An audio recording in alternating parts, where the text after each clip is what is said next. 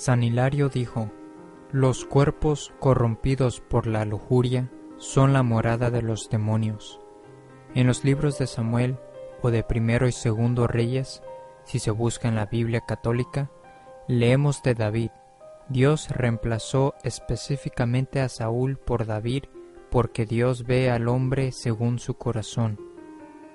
En Hechos 13:22 se lee, cito: rechazado Saúl, alzó por rey a David, de quien dio testimonio, diciendo: he hallado a David, hijo de Jesé, varón según mi corazón, que hará en todo mi voluntad. Fin de cita. David fue elegido cuidadosamente por Dios porque Dios vio a David en su vida privada y se dio cuenta que él era un varón según su corazón. Leemos en el libro de Samuel que Dios alzó a David de la casi total oscuridad en los campos de su padre, para ser después líder de su reino glorioso, todo porque Dios vio que David era un varón conforme a su corazón. 2 Samuel 7:8, cito: ahora bien, tú dirás a mi siervo David: esto dice el Señor de los ejércitos: yo te saqué de los campos, donde apacentabas el ganado, a fin de que fueses el caudillo de mi pueblo de Israel. Por todas partes donde has andado he estado contigo. He exterminado delante de ti a todos tus enemigos, y hecho tu nombre tan célebre como el de los grandes de la tierra. Fin de cita. La manera como Dios eligió a David de los campos de su padre para ser el líder de su reino nos recuerda cómo el Señor lo ve todo. Él nos dice que aquellos que son fieles en lo pequeño, en donde quiera que estén, serán puestos en las cosas grandes. Lucas 19:17, cito: le dijo: muy bien, siervo bueno, puesto que has sido fiel en lo poco, recibirás el gobierno de 10 ciudades. Fin de cita. O en Mateo 25:21, ya que has sido fiel en lo poco, yo te confiaré lo mucho. David demostró su gran fe derrotando a Goliat y ganando otras victorias por el pueblo de Dios. Dios lo ayudó y lo protegió porque él hacía la voluntad del Señor. Pero después David miró a Betsabé y la deseó. Al consentir en esta lujuria, David cayó en un estado de pecado. Luego cometió adulterio con ella e hizo que mataran a su esposo, al exponerlo deliberadamente en un punto fatal de una guerra. Está claramente indicado en el segundo libro de Samuel que David había muerto espiritualmente, lo que significa que se habría condenado si no se hubiera arrepentido sinceramente, apartándose completamente de este pecado. Debemos considerar la caída deplorable de David, la caída catastrófica de un hombre que fue elegido especialmente por Dios. Se convirtió en un hombre ciego, egoísta, adúltero y asesino, todo causado por un pecado de lujuria e impureza. La lujuria y la impureza destruyen aquello que es tan precioso y sagrado. Esto también nos hace recordar de lo que se lee en el capítulo 6 del Evangelio de San Mateo, cito: la lámpara del cuerpo es el ojo. Si pues tu ojo estuviere sano o puro, todo tu cuerpo estará luminoso.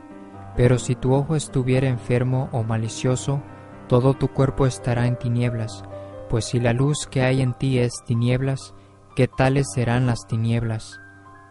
Las tinieblas o la malicia entran al alma por los ojos, al mirar imágenes impuras o al consentir en pensamientos deshonestos y de lujuria.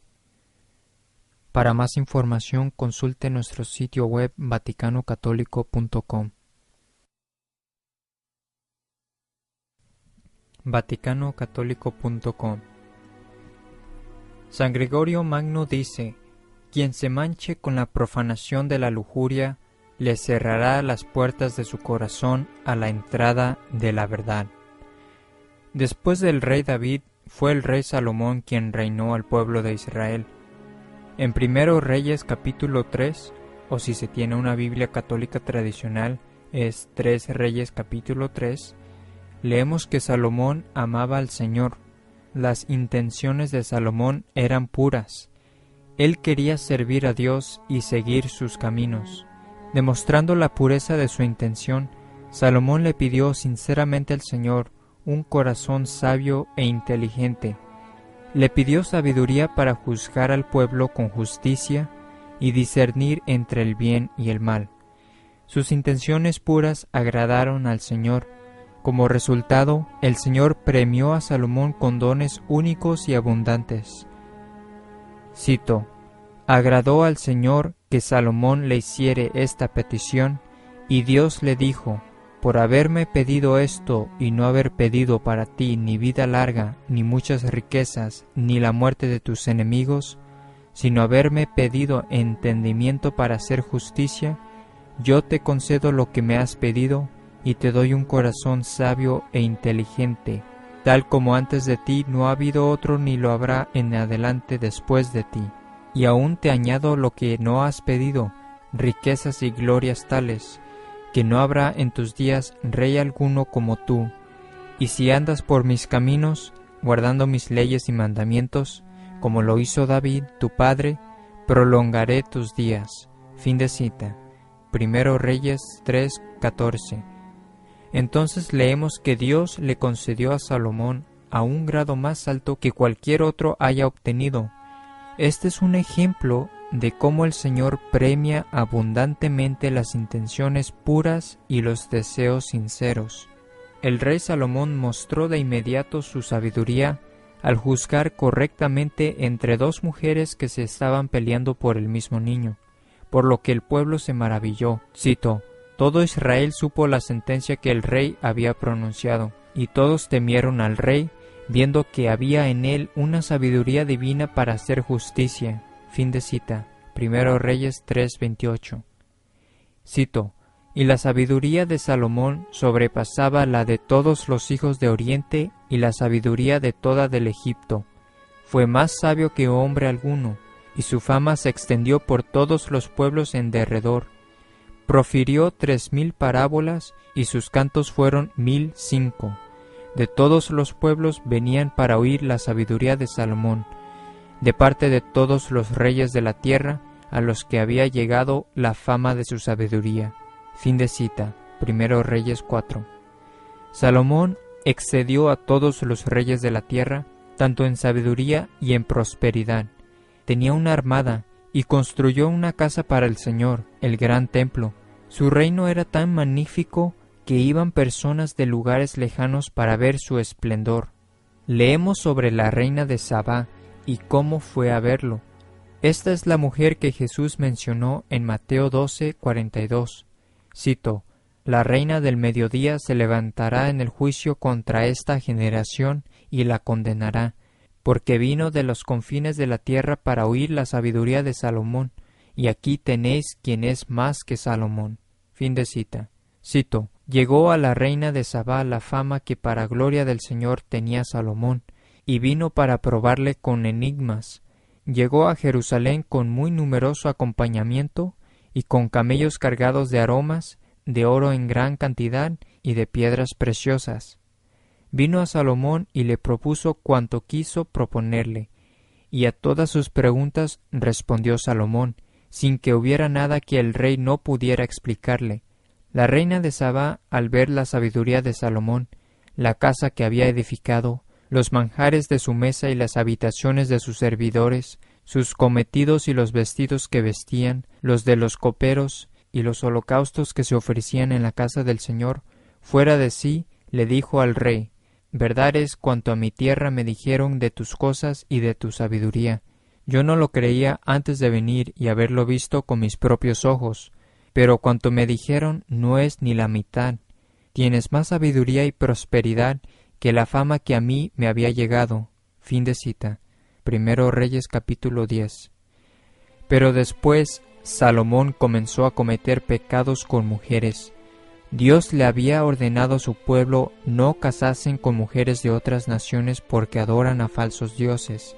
Cito: el rey Salomón, además de la hija de Faraón, amó a muchas mujeres extranjeras, moabitas, amonitas, edomitas, sidonías y egeteas. A estas, pues, se unió Salomón con amor. Fin de cita. Primero Reyes capítulo 11, versículo 1. Salomón no solamente pecó al casarse con mujeres de otras naciones, sino que incluso se entregó a los pecados sexuales. Como resultado, su corazón se volvió muy corrupto y su fe y relación con Dios se destruyó. Salomón se volvió totalmente ciego y esclavizado a sus pecados sexuales. Se entregó tanto a estos pecados de la carne que llegó a tener 700 esposas y 300 concubinas. Cito: tuvo 700 mujeres de sangre real y 300 concubinas, y las mujeres torcieron su corazón. Cuando envejeció Salomón, sus mujeres arrastraron su corazón hacia los dioses ajenos, y se fue Salomón tras de Astarte, diosa de los sidonios, y tras Milcom, abominación de los amonitas, e hizo Salomón el mal a los ojos del Señor. Fin de cita. Primero Reyes capítulo 11 versículo 3. Los pecados impuros de Salomón lo llevaron a las profundidades de la depravación idólatra espiritual. Salomón, aquel antiguamente amaba y servía al Señor, que fue premiado por Dios con una sabiduría y prosperidad incomparable, llegó a construir altares a los dioses demoníacos de las naciones. Cito: e hizo Salomón el mal a los ojos del Señor. Entonces edificó Salomón en la montaña que está frente a Jerusalén un excelso Agamos, abominación de Moab, y a Milcom, abominación de los hijos de Amón, y de modo semejante hizo para todas sus mujeres extranjeras que allí quemaban perfumes y sacrificaban a sus dioses. Fin de cita. Primero Reyes capítulo 11 versículos 6 a 9. El Señor no solo castigó a Salomón con aún más ceguera, sino además suscitó enemigos contra Salomón y le advirtió de su fallecimiento. Cito: el Señor le dijo a Salomón: pues que así has obrado y has roto mi alianza y las leyes que yo te había prescrito, yo romperé sobre ti tu reino y se lo entregaré a un siervo tuyo. Suscitó el Señor a Salomón un enemigo. Fin de cita. Primero Reyes capítulo 11 versículos 11 a 14. Salomón murió, y no como a David, la Biblia no nos da ninguna indicación de su arrepentimiento. También vale la pena señalar que cuando el reino de Salomón estaba en su apogeo de esplendor, leemos que cada año recibía 666 talentos de oro. Primero Reyes capítulo 10-14 dice: era la cantidad de oro que cada año percibía Salomón de 666 talentos de oro. Fin de cita. Este número se menciona 2 veces en el Antiguo Testamento, únicamente para referirse a Salomón y la cantidad de oro que él percibía. Parece que fue en ese momento o poco después que Salomón cayó en pecado y se convirtió en una bestia de impureza e idolatría. El número 666, por supuesto, se menciona en el Apocalipsis, haciendo referencia al número de la bestia. ¿Tiene algún significado el hecho que los 666 talentos de oro que el rey Salomón recibía cuando estaba en su apogeo de esplendor? Creemos que la respuesta es sí. Creemos que el 666 o el 666, la cantidad de los talentos de oro que él recibió, también simbolizaba el hombre en el lugar de Dios, puesto que se lee en 1 Samuel capítulo 8 que cuando los judíos pidieron un rey quien los dirigiera, el Señor estaba muy descontento.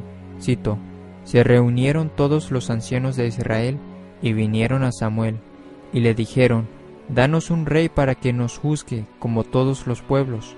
Desagradó a Samuel que le dijeran: danos un rey para que nos juzgue, y oró ante el Señor.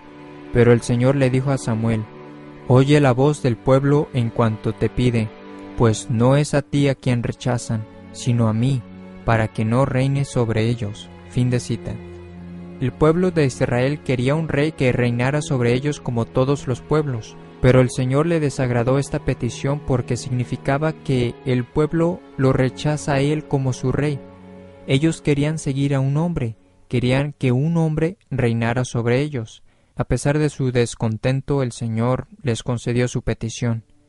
Entonces, cuando Salomón recibía los 666 talentos de oro cada año, ello era básicamente porque lo estaban tratando como Dios en la tierra. Él y su reino principalmente sirvieron al Señor y fue recompensado por él con prosperidad, pero después se abandonaron a la idolatría de los lujos y riquezas excesivas y se hicieron tratar como a Dios. Por lo tanto, creemos que los 666 talentos de oro que recibía Salomón es una indicación de que el verdadero significado del 666 es el hombre en el lugar de Dios. Ello significa reemplazar a Dios por el hombre, reemplazar a Cristo por el hombre. Y es muy interesante porque el Papa San Pío X dijo que el signo o marca distintiva del anticristo es el hombre poniéndose en el lugar de Dios. Papa San Pío X, E Supremi Apostolatus, 4 de octubre de 1903, cito: el signo distintivo del anticristo, el hombre se pone con temeridad infinita en el lugar de Dios.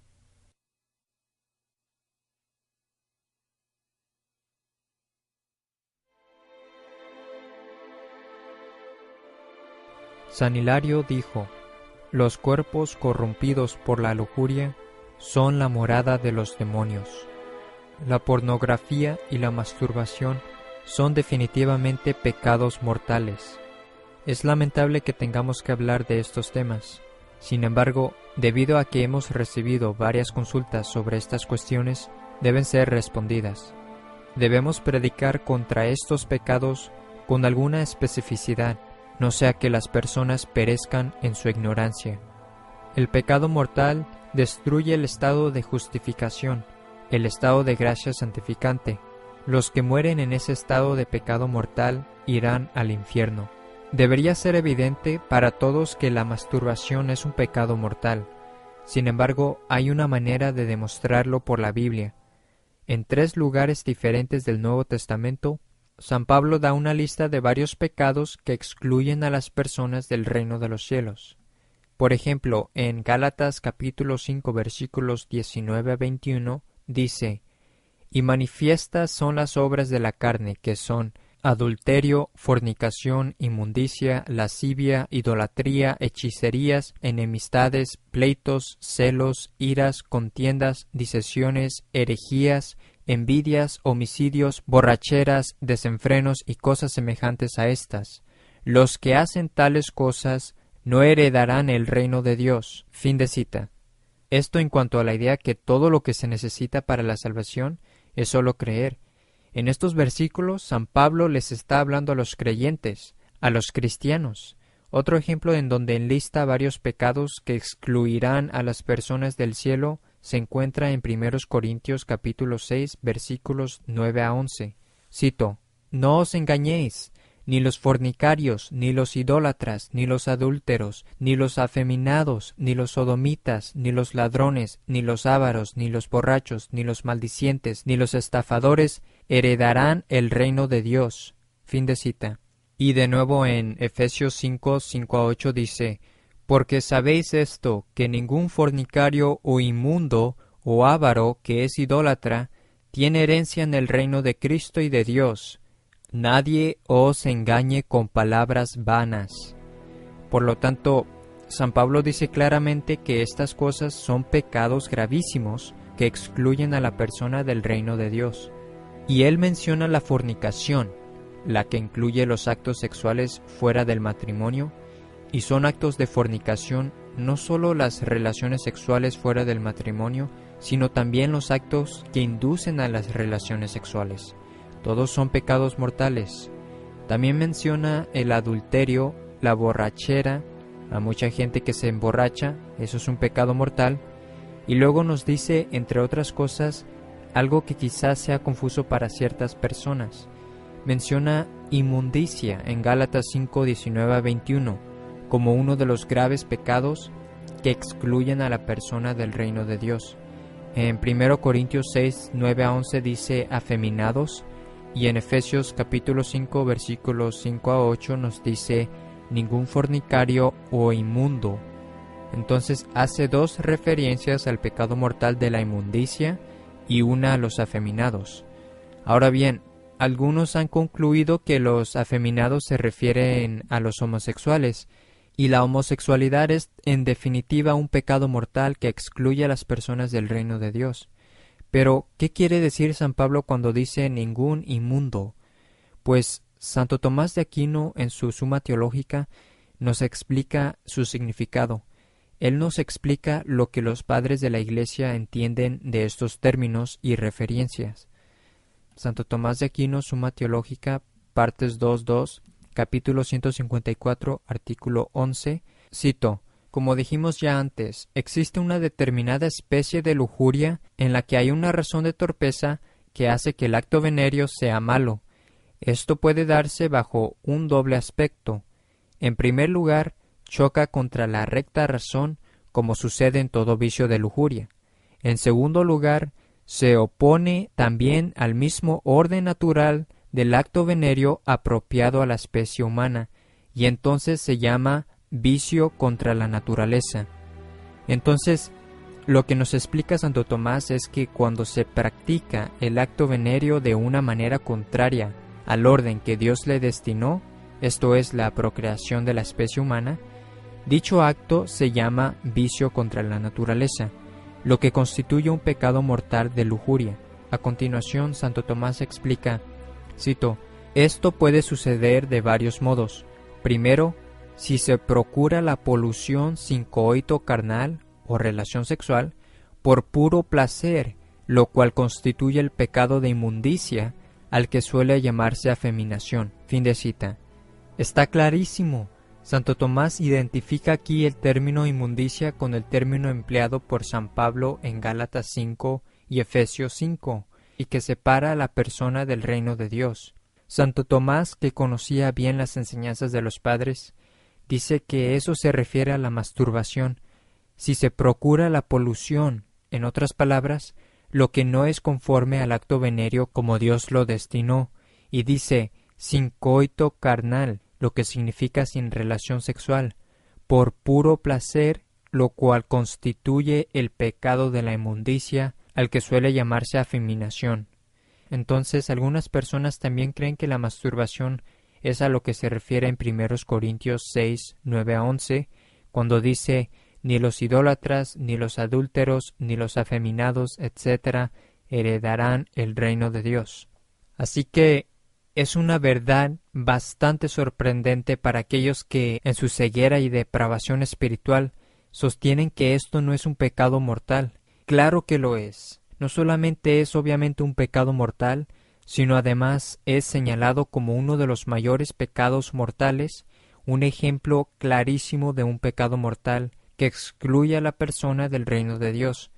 Y en este mismo contexto Santo Tomás continúa hablando de otros vicios y pecados de lujuria contra la naturaleza, tal como la bestialidad y por supuesto la homosexualidad, las cuales son abominaciones. Pero lo que es muy interesante es que la masturbación no se identifica solo como un pecado mortal en la Biblia, sino que de hecho Santo Tomás la clasifica como un vicio contra la naturaleza, porque de hecho esto es una perversión a lo querido por Dios, o sea, el fin para el cual Dios lo destinó. Por eso se identifica como un vicio contra la naturaleza, no necesariamente del mismo grado que la sodomía, pero igual es un acto que no es conforme con la naturaleza.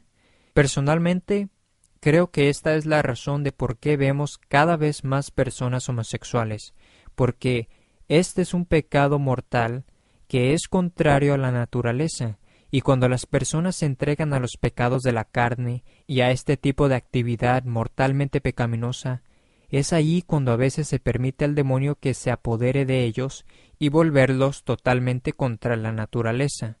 Además, esto está claro en Romanos capítulo 1, donde se dice que la homosexualidad va en contra de la naturaleza. Dios no crea a las personas de esa manera, sino más bien ellos se hacen así por caer en apostasía, por idolatría, y la idolatría puede cometerse por los pecados de la carne, o sea, entregándose a ellos, y por mirar pornografía y cosas por el estilo. Por eso, personalmente creo que esta es la razón de por qué vemos a muchas personas entregándose a estas lujurias contra la naturaleza, porque ellos cometen este tipo de acto contra la naturaleza, o sea, la masturbación.